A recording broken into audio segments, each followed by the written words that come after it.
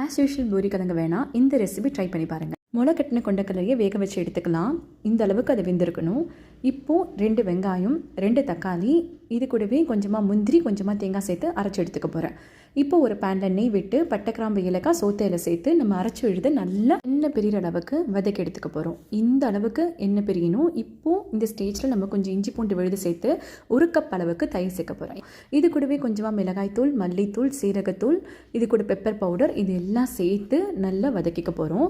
மசாலா வாசனை நல்லா பிரிஞ்சதுக்கப்புறம் இந்த கிரேவிலேருந்து நல்ல எண்ணெய் பிரிகிற அளவுக்கு நம்ம வதக்கி எடுக்கணும். ஸோ எண்ணெய் பிரிஞ்சு வர்றது தான் இந்த கிரேவியோட நல்ல டேஸ்ட்டே கொடுக்கும்.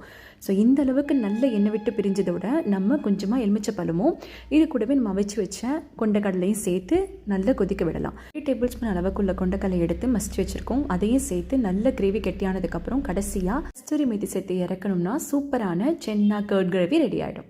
பிடிச்சிருந்தா நம்மளோட சேனலுக்கு லைக் அண்ட் சப்ஸ்கிரைப் பண்ணுங்கள். தேங்க்யூ.